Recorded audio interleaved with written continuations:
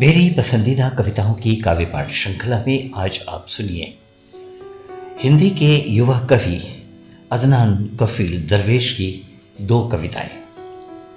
उनकी पहली कविता का शीर्षक है सन 1992।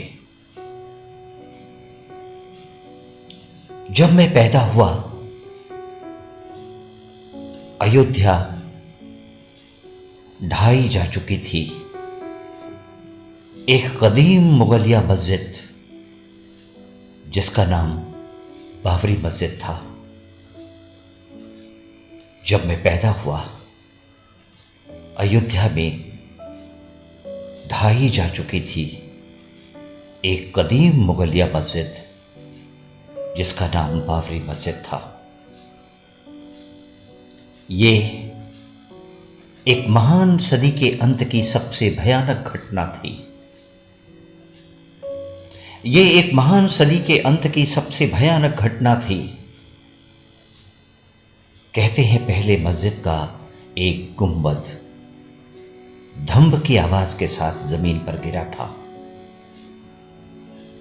कहते हैं पहले मस्जिद का एक गुंबद धम्ब की आवाज के साथ जमीन पर गिरा था और फिर दूसरा और फिर तीसरा और फिर गिरने का जैसे अनवरत क्रम ही शुरू हो गया। पहले कीचड़ में सूरज गिरा।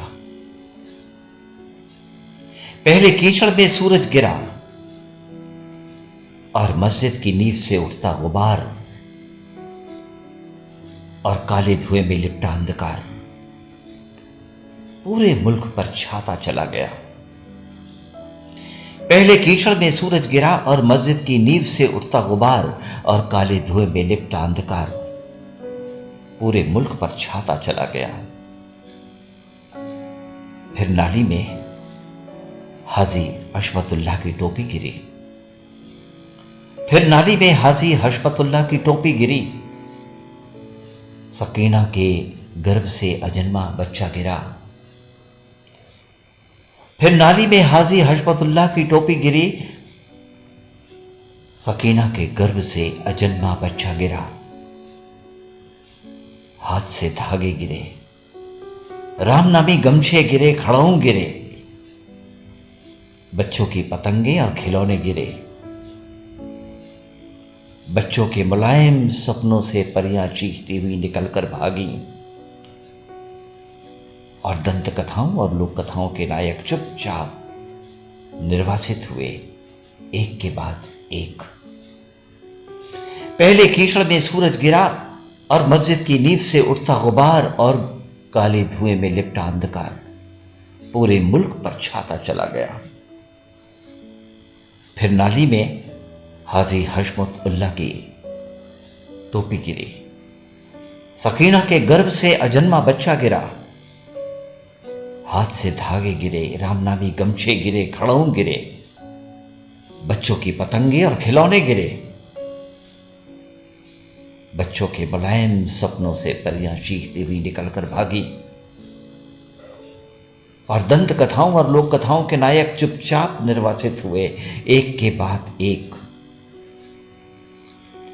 फिर गांव के मचान गिरे, शहरों के आसमान गिरे, बम और बारूद गिरे, भाले और तलवारें गिरी।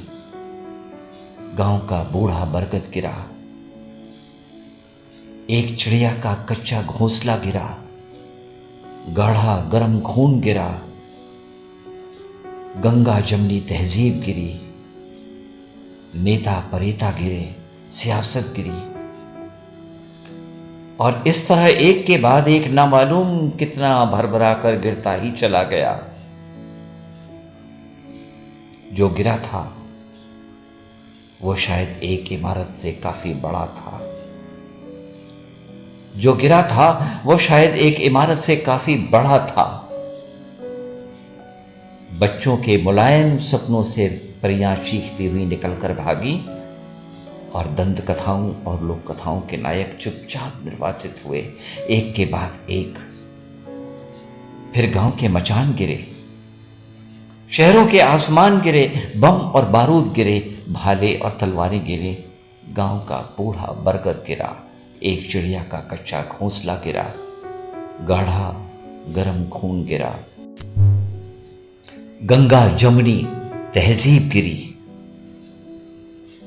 नेता परेता गिरे, सियासत गिरी, और इस तरह एक के बाद एक न मालूम कितना कुछ भरभरा कर गिरता ही चला गया। जो गिरा था वो शायद एक इमारत से काफी बड़ा था। कहते कहते अब्बा की आवाज भर आती है और गला रुंधने लगता है। इस बार पासबान नहीं मिले काबे को सनम खाने से। इस बार पासबान नहीं मिले काबे को सनम खाने से। और एक सदियों से मुसलसल खड़ी मस्जिद देखते देखते मलबे का ढेर बनती चली गई। इस बार पासबान नहीं मिले काबे को सनम खाने से। और एक सदियों से मुसलसल खड़ी मस्जिद देखते देखते मलबे के ढेर बनती चली गई। जिन्हें नाज है हिंद पर, हां उसी हिंद पर जिसकी सरजमी से मीर ए अरब को ठंडी हवाएं आती थीं। जिन्हें नाज है हिंद पर, हां उसी हिंद पर जिसकी सरजमी से मीर ए अरब को ठंडी हवाएं आती थीं। वो कहां है? मैं उनसे पूछना चाहता हूं कि और कितने सालों तक गिरती रहेगी ये नामुराद मस्जिद जिसका नाम बाबरी मस्जिद है। मैं उनसे पूछना चाहता हूं कि और कितने सालों तक गिरती रहेगी ये नामुराद मस्जिद जिसका नाम बाबरी मस्जिद है, और जो मेरे गांव में नहीं बल्कि दूर अयोध्या में है। जो मेरे गांव में नहीं बल्कि दूर अयोध्या में है। मेरे मुल्क के रहबरों और जिंदा बाशिंदों, बतलाओ मुझे कि वो क्या चीज है जो इस मुल्क के हर मुसलमान के भीतर एक खफीफ आवाज में न जाने कितने बरसों से मुसलसल गिर रही है। मेरे मुल्क के रहबरों और जिंदा बाशिंदों, बतलाओ मुझे कि वो क्या चीज है जो इस मुल्क के हर मुसलमान के भीतर एक खफीफ आवाज में न जाने कितने बरसों से मुसलसल गिर रही है, जिसके धुंस की आवाज अब सिर्फ स्वप्न में ही सुनाई देती है। जिसके धुंस की आवाज अब सिर्फ स्वप्न में ही सुनाई देती है। मेरे मुल्क के रहबरों और जिंदा बाशिंदों, बतलाओ मुझे वो क्या चीज है जो इस मुल्क के हर मुसलमान के भीतर एक खफीफ आवाज में न जाने कितने बरसों से मुसलसल गिर रही है, जिसके ध्वंस की आवाज अब सिर्फ सपनों में ही सुनाई देती है। जिसके ध्वंस की आवाज अब सिर्फ स्वप्न में ही सुनाई देती है। और अब सुनिए अदनान कफील दरवेश की एक और कविता। कविता का शीर्षक है मैं एक औरत की हत्या में शामिल हूं। कुर्सियां उल्टी पड़ी हैं, तंदूर बुझ चुका है, आसपास पानी गिरने से जमीन काफी हजाड़ हो गई है। कुर्सियां उल्टी पड़ी हैं, तंदूर बुझ चुका है, आसपास पानी गिरने से जमीन काफी हजाड़ हो चुकी है। पत्तलों के ऊढ़े लगे हुए हैं, पत्तलों के ऊढ़े लगे हुए हैं, जगह जगह डिस्पोजल ग्लास और दोने बिखरे हुए हैं। कुत्ते पत्तल चाटते चाटते थक गए हैं और अब खेल रहे हैं। पत्तलों के ऊढ़े लगे हुए हैं, जगह जगह डिस्पोजल ग्लास और दोने बिखरे हुए हैं।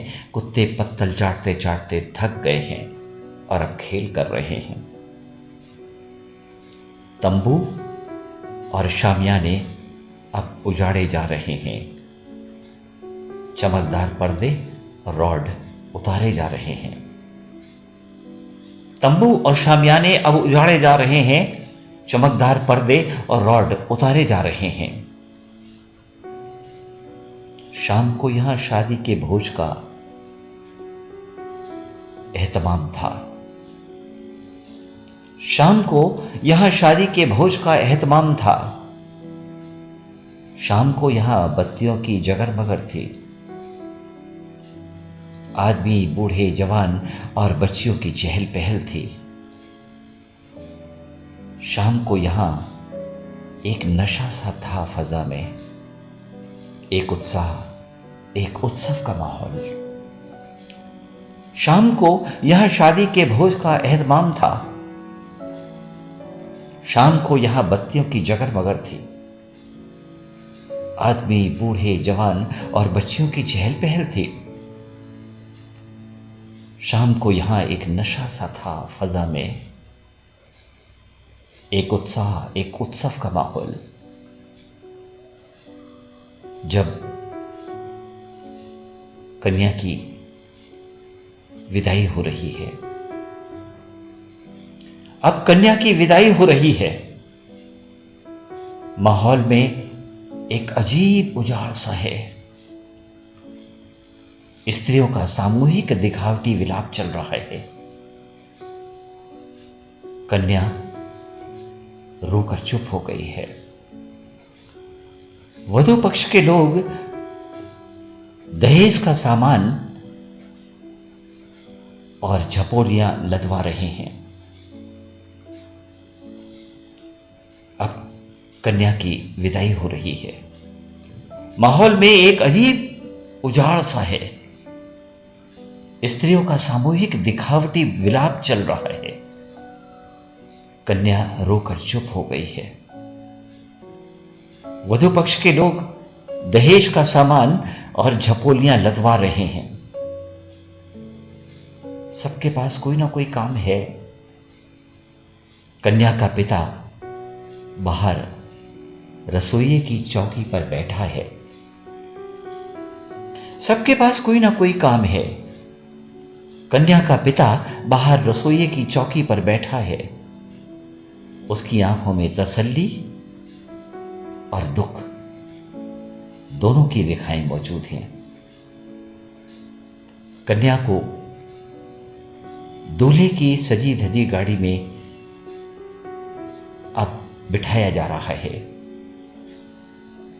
वो फिर से बिलख रही है। सब उसे सांत्वना दे रहे हैं। कन्या को दूल्हे की सजी धजी गाड़ी में अब बैठाया जा रहा है।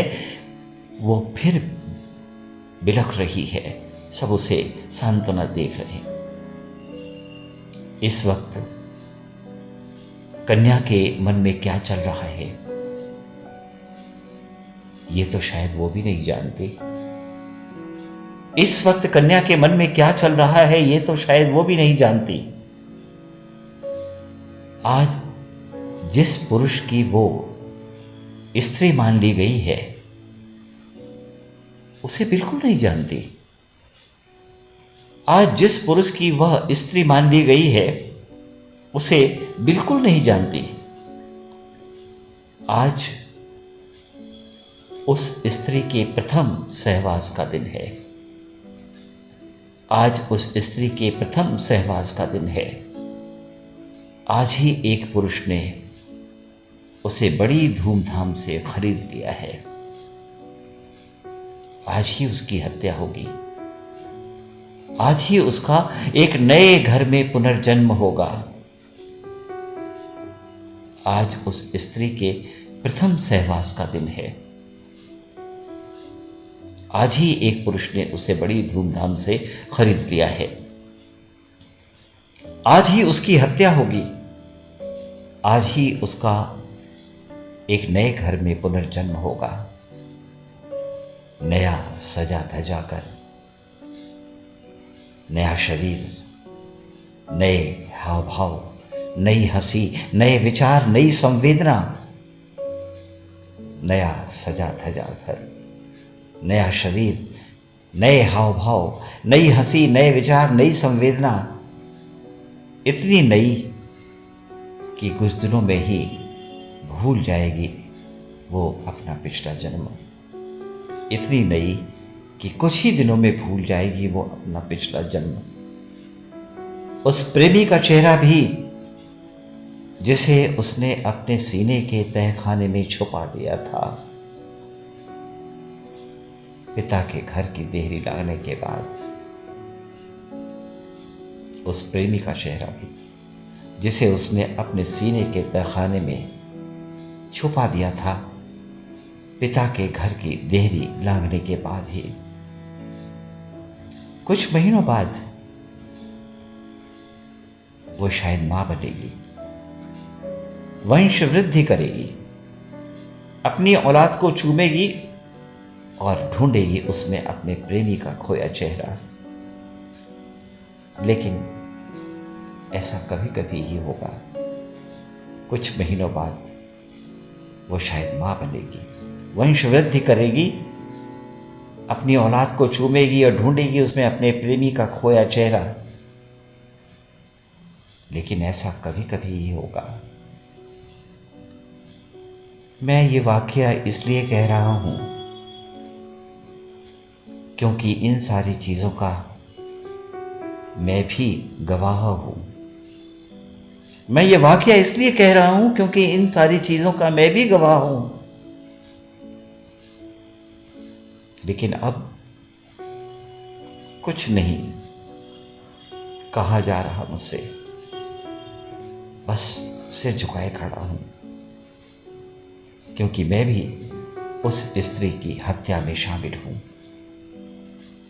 अब कुछ भी नहीं कहा जा रहा मुझसे, बस सिर झुकाए खड़ा हूं क्योंकि मैं भी उस स्त्री की हत्या में शामिल हूं, क्योंकि मैं भी उस स्त्री की हत्या में शामिल हूं।